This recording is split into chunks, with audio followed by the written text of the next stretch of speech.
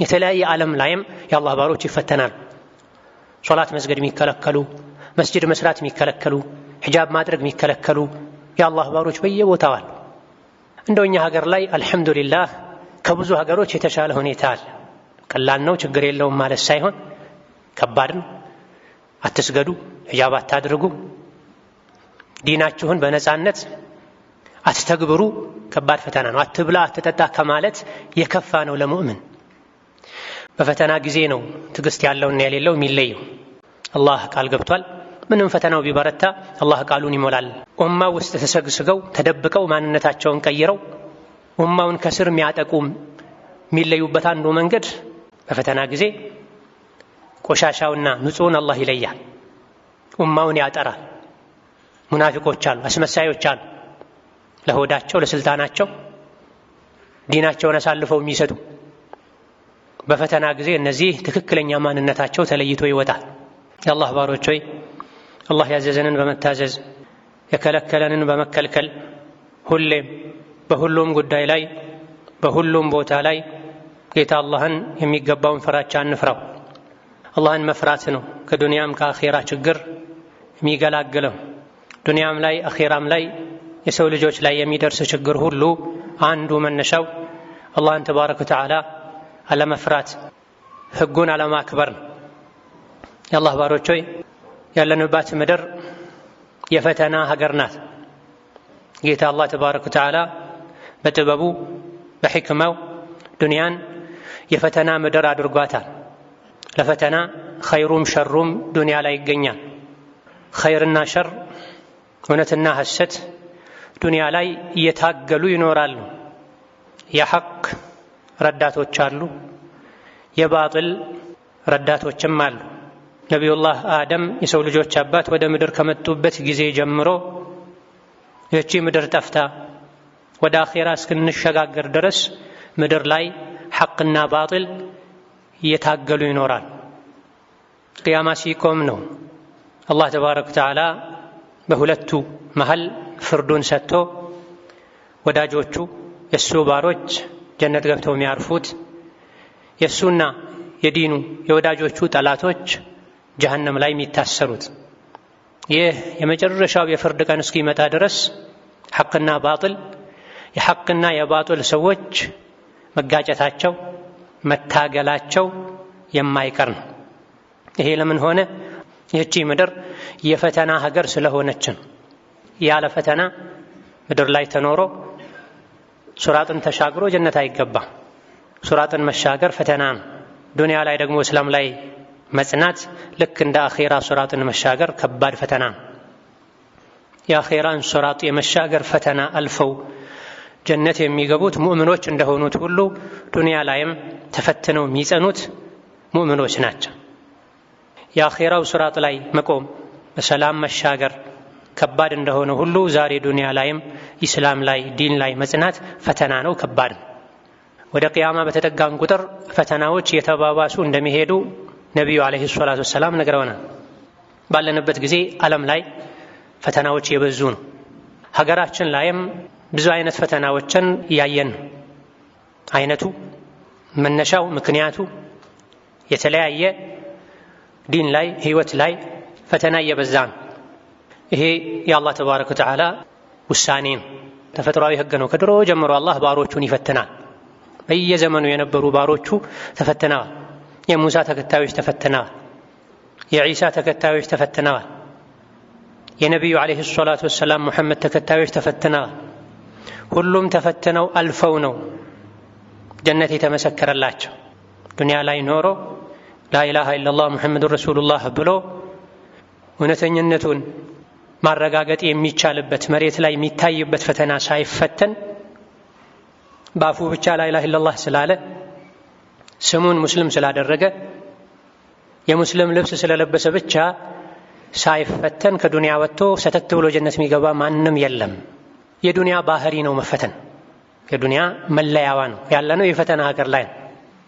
የፈተና አዳራሽ ላይ ተቀምጦ ለምን ትፈትኑኛላችሁ ሊል አይገባው። ማን የፈተና አዳራሽ ላይ ከገባ አንድ ሰው ለፈተና ወንበር ላይ ከተቀመጠ መፈተን አለበት። ሀከዛ ዱንያ ላይ እስከኖረን ድረስ ላኢላሃ ኢለላህ ሙሐመዱር ረሱሉላህ በማለት ደግሞ ከተፈታኞች እስከተቀላቀለን ድረስ መፈተን አለብን። ወርቅ የሚሆነው በእሳት ተፈትኖ ነው። ብረት ጥሩ መገልገያ ዕቃ የሚወጣውም በመዶሻ በእሳት ተፈትኖ ነው። ካልሆነ እንዴተኛውም ዕቃ ይሆናል፣ ርካሽ ይሆናል። አላህ ብዙ ፍጥረታትን ፈጥሮ ከፈጠራቸው ፍጥረታት ውስጥ የሰው ልጅን መርጦ ከሰው ልጅ ውስጥም የነቢያት ተከታዮችን የመረጠው ብዙ ፈተናዎችን ካለፉ በኋላ ነው። ጀነት ከሚገቡት ይልቅ ጀሀነም የሚገቡት የበዙትም ፈተና የሚያልፉት ጥቂቶች ስለሆኑ ነው። ብዙ ሰው መፈተን አይፈልግም። በፈተና ሰዓት አይታገስም። ይበሳጫል፣ ይወራጫል፣ ይጠራጠራል፣ መንገድ ለመቀየር ይሞክራል። ፈተናን በጸጋ ተቀብለው ለኸይር ነው፣ ለመልካም ነው፣ ለበጎ ነው ብለው ጸንተው የሚያልፉ ጥቂቶች ናቸው። ዱንያ አንድ አይነት መልክ የላትም። መቼም ቢሆን ተለዋዋጭ ነገሮችን የያዘች ናት። ማግኘት አለ፣ ማጣት አለ። ሁሉ ነገር ተመቻችቶላቸው የሚኖሩ አሉ። አብዛኛውን ነገር አጥተው በችግር የሚኖሩ አሉባት ዱንያ ላይ። ጤነኛ አለ፣ ታማሚ አለ። ጦርነት አለ፣ ሰላም አለ። መክበር አለ፣ መዋረድ አለ፣ ማነስ አለ። ይሄ ሁሉ የሚፈራረቅባት ዱንያ ላይ ነው ያለን።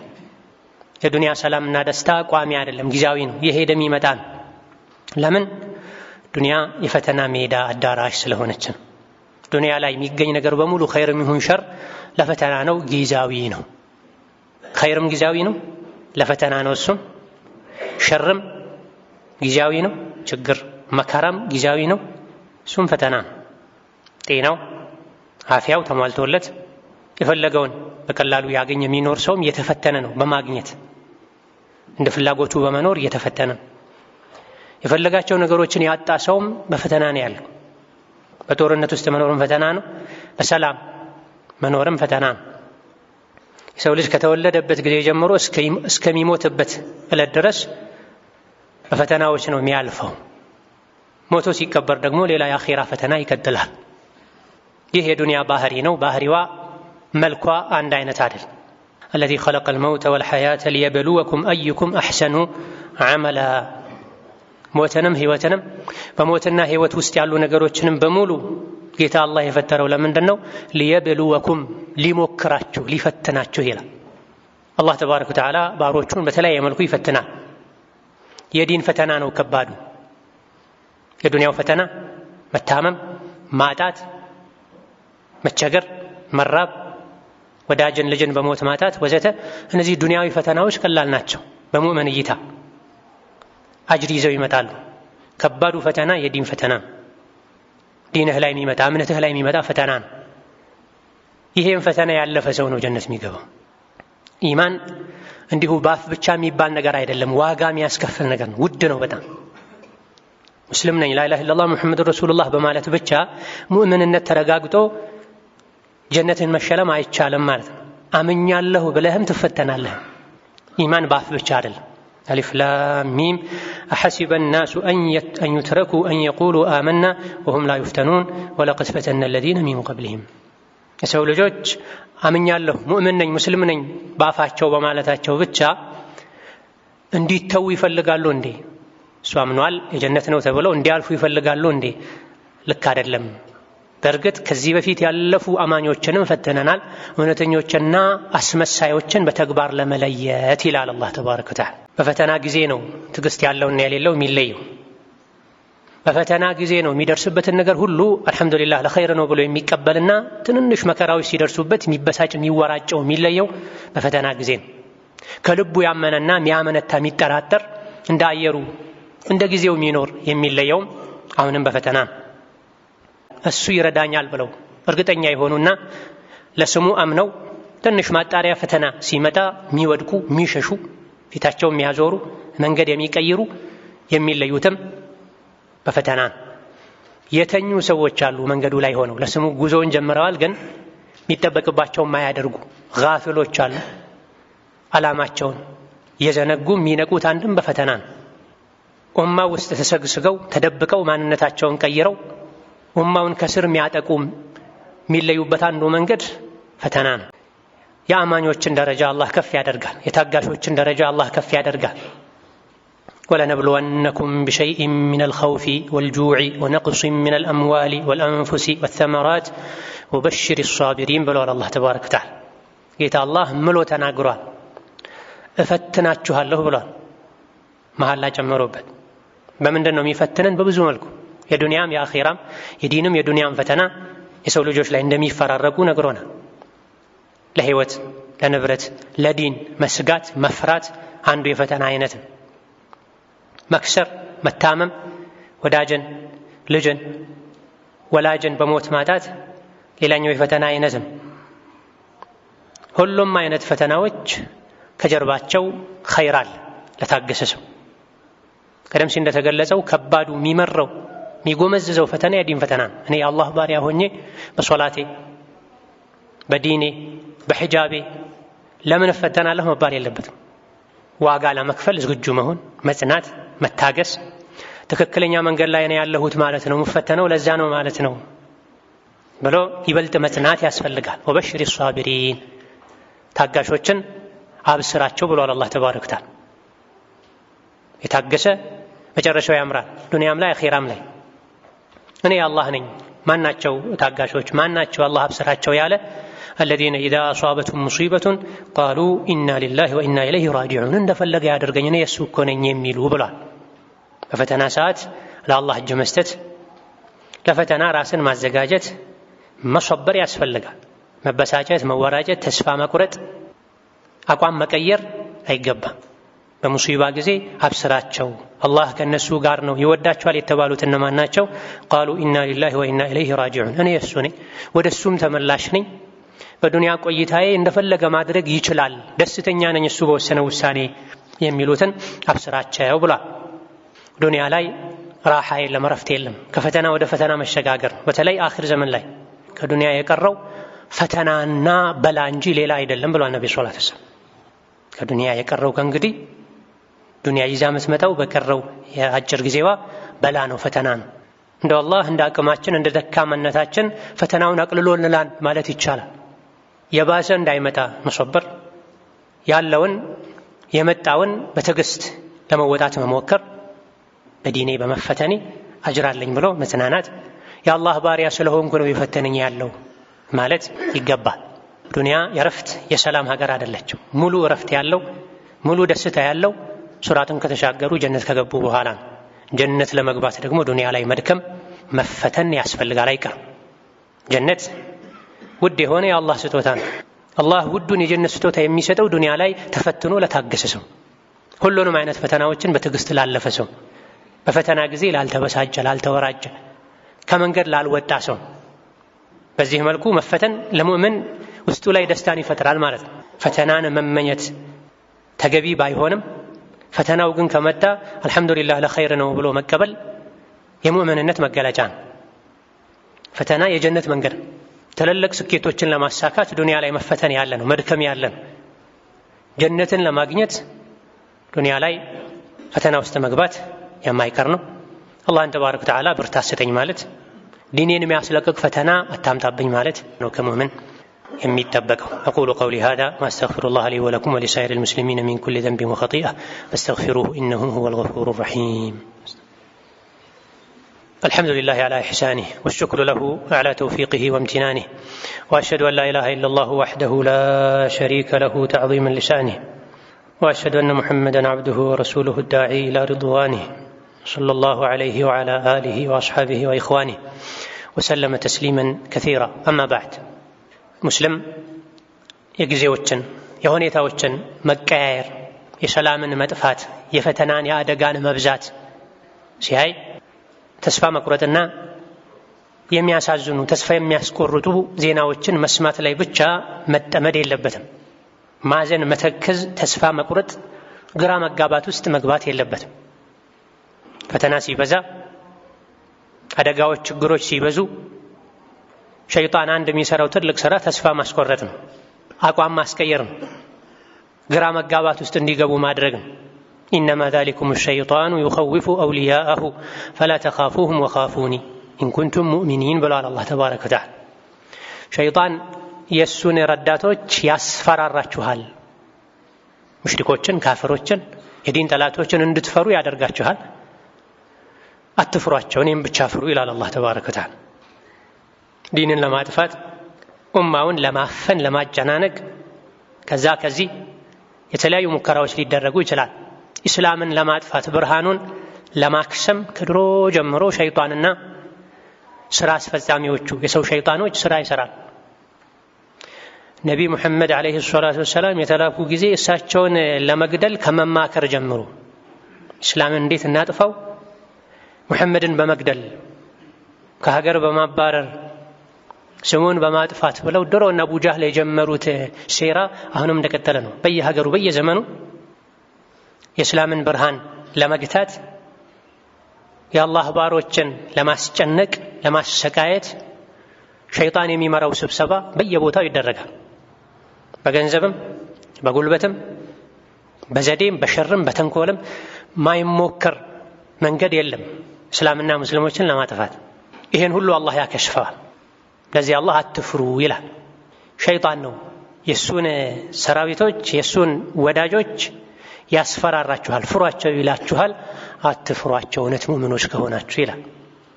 ሕፃን ልጅ አባቱ አጠገብ ሲሆን አልፈራም ከሚለው በላይ ሙእምን እኔ ከአላህ ጋር ነኝ፣ አላህ ከኔ ጋር ነው፣ ምንም አልፈራም ሊል ይገባል።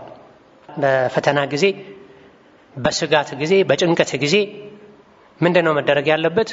ከዚህ ፈተና እንዴት ነው መውጣት የምችለው ነው መባል ያለበት እንጂ ለማዘን፣ ለመቆዘም፣ ለመጨነቅ የሚዳርጉ ተስፋ የሚያስቆርጡ ዜናዎችን መስማት፣ መተንተን፣ ወሬ መቀባበል ሳይሆን ይህን ፈተና እንዴት ልሻገረው፣ ይህን ፈተና እንዴት ልቀንሰው፣ እንዳይባባስ እንዴት ላድርግ፣ እኔስ እንደ ሙስሊም ምንድነው ከኔ የሚጠበቀው መባል አለበት። ፈተና ከድሮ ጀምሮ ያለ ነው። የተለያየ አይነት ፈተና ያለንበት ጊዜ ደግሞ ወደ ቂያማ እየቀረብንበት ጊዜ ከመሆኑ አንፃር ፈተናው የተባባሰ ነው የሚሄደው። የተለያየ ዓለም ላይም የአላህ ባሮች ይፈተናሉ። ሶላት መስገድ የሚከለከሉ፣ መስጂድ መስራት የሚከለከሉ፣ ሒጃብ ማድረግ የሚከለከሉ የአላህ ባሮች በየቦታው አሉ። እንደኛ ሀገር ላይ አልሐምዱሊላህ ከብዙ ሀገሮች የተሻለ ሁኔታ አለ። ቀላል ነው ችግር የለውም ማለት ሳይሆን ከባድ ነው። አትስገዱ፣ ሒጃብ አታድርጉ፣ ዲናችሁን በነፃነት አትተግብሩ ከባድ ፈተና ነው። አትብላ አትጠጣ ከማለት የከፋ ነው ለሙእምን። ሆኖም ግን ፈተናን ለመሻገር ከሚረዱ ነገሮች አንዱ አልሐምዱሊላህ ከኔ የባሰ ከባድ ፈተና ላይ ያሉ እኮ ሌሎች ብዙ የአላህ ባሮች አሉ ብሎ የባሰውን ማየት አስፈላጊ ነው፣ ተገቢ ነው። የአላህን ኒዕማ ጸጋ እንዳንንቅ ያደርገናል። ጌታዬ ሆይ ከሌሎች ብዙ ከተፈተኑ ባሮችህ የተሻለ ሁኔታ ላይ አድርገኸኛል፣ ይበልጥ የተሻለ ሁኔታ ላይ አድርገኝ፣ ጽናትም ስጠኝ። የትኛውም የምድር ክፍል ላይ የተፈተኑ ባሮችህን ፈተናቸውን ይብቃህ በለው ያሉ ዱዓ ማድረግ ያስፈልጋል። የሆነ ሆኖ ፈተና የሙእምንነት መገለጫ ነው። ፈተናን ሙሉ በሙሉ መጥላት፣ ሳልፈተን ጀነት ልግባ ማለት የመንገዱን ጸባይ አለማወቅ ነው። ነቢ ሙሐመድ አለይሂ ሰላቱ ወሰላም ጥርሳቸው ተሰብሯል፣ አካላቸው ቆስሏል። የኡሁድ ዘመቻ ቀን ላይ ገደል ውስጥ ወድቀዋል አለይሂ ሰላቱ ወሰላም። ጠላቶች ወደ እሳቸው የወረወሩትን የቀስት መዓት ከእሳቸው ለመከላከል ከለላ ሲሆኑላቸው የነበሩ ሰሓቦች ወደ እሳቸው የተወረወረን ቀስት ከመቀበላቸው የመጣ ጃርት እንስሳ መስለዋል። ከሰውነት ተራ ወጥተው ጦር ሜዳ ላይ ሲገቡ ለጭንቅላታቸው መከላከያ የለብሱት የነበረ ሚግፈር የሚባል ጭንቅላት መከላከያ ጠላቶች በተደጋጋሚ እቻቸውን ለመምታት ብረቱን ሲመቱ ብረቱ ግንባራቸውን በስቶ ተገብቷል። ነቢና ሰለላሁ ዐለይሂ ወሰለም ብዙ ሰሓቦቻቸው ተገድለዋል፣ አካል ጉዳተኛ ሆነዋል። ከነቢያት ውስጥ ካለፉት ነቢያት ውስጥ በመጋዝ የተገዘገዘ አለ፣ እሳት ላይ የተጣለ አለ። ለምን? የአላህ መንገድ የዲን መንገድ የፈተና መንገድ ስለሆነ እኛ ትንሽ ነው የተፈተነው። ስለዚህ ውስጥ ላይ ደስታ ሊሰማህ ይገባል። እኔ የአላህ ባሪያ ነኝ ማለት ነው፣ የአላህ ወልይ ነኝ ማለት ነው፣ የእሱ መንገድ ላይ ነኝ ማለት ነው። ስለዚህ መንገዴ ለሸይጣን አላማረውም፣ ለሸይጣን ስራ አስፈጻሚዎች አላስደሰታቸውም። ለዛ ነው ጎትተው ሊያወጡ የሚሞክሩት። እኔ አልወጣም መባል አለበት። ወርቅ ነው ፈተና የሚበዛበት እሳት የሚበዛበት። ሀከዛ ከወርቅ በላይ ነህ የአላህ ባሪያ ሆይ ሶብር አድርግ፣ ሶብር አድርግ። ስለዚህ በፈተና ጊዜ ተስፋ መቁረጥ፣ ተስፋ የሚያስቆርጡ የሚያስፈሩ የሚያሸብሩ ዜናዎችን መቀባበል ሳይሆን በፈተና ጊዜ ምን ላድርግ፣ ፈተናውን እንዴት ልሻገረው፣ እንዴት ላቅለለው? ከኔ ምንድነው የሚጠበቀው እንደ ሙስሊም ነው መባል ያለበት። ሱሐቦች ያን ሁሉ ፈተና ሲያስተናግዱ ለምን አይደለም ይሉ የነበረው፣ ለምን ተፈተነን ሳይሆን ሲሉ የነበረው ፈማዛ ተእሙሩና ያ ረሱላህ ነበር የሚሉት። የአላህ ባሪያ አይደለንም እንዴ? ትክክለኛው መንገድ ላይ አይደለንም ማለት ነው እንዴ? ለምን ተፈተነን ሳይሆን ሲሉ የነበረው ፈማዛ ተእሙሩና ያ ረሱላህ። እንዴ ነገር ተፈጠረ። 70 ቁርአን የሐፈዙ ሱሐቦች በአንድ ቀን ተገድለውባቸዋል። ነብዩ ሰለላሁ ዐለይሂ ወሰለም 30ውን ጁዝ ቁርአን ሸምድደው በጭንቅላታቸው የያዙ በቃላቸው የያዙ ሱሐቦች በአንድ ቀን ተገድለውባቸው እንደዛ አዝነው አያውቁም ነብዩ ተብሏል ዐለይሂ ሰላቱ ወሰለም። የጡት ወንድማቸው እና አጎታቸው ሐምዛ ተገድለው ሰውነታቸው ተተርትሯል። ያን አይተዋል። እጅግ በጣም አልቅሰዋል፣ አዝነዋል። ሴት ልጃቸውን የመካ ሙሽሪኮች ከግመል ላይ ጥለው ነፍሰ ጡር የነበረች ሴት ልጃቸውን የሆዷ ጽንስ እንዲጨናገፍ አድርገውባቸዋል። ይህም በዲኗ ነው።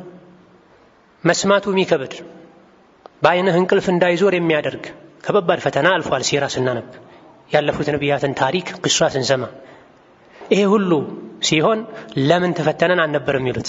አሁን ላይ እንደዚህ አይነት ስሜት እየታየ ነው ብዙ ሰው ዘንድ። ለምንድን ነው አላህ ዝም የሚለው? ስለወደደህ ነው። በአላህ መንገድ ሰዎች ቢሞቱ ወሊየተኺዘ ሚንኩም ሹሃዳ ሸሂዶችን ወደሱ ከፍ ማድረግ ፈልጎ ነው። ሸሂዶችን እየመረጠ ነው፣ እያወጣ ነው።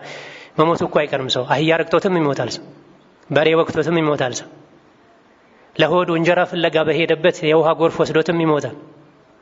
ፊ ሰቢልላህ መሞቱ ሰው ለሱ ክብር ነው። ተዛንዛን አንዳንድ ፈተናዎች አላህ ባሮቹን ወልዮቹን መዞ ሊያወጣባቸው ፊ ሰቢልላህ በደረሰብህ ቁስል ልክ አጅር ታገኛለህ።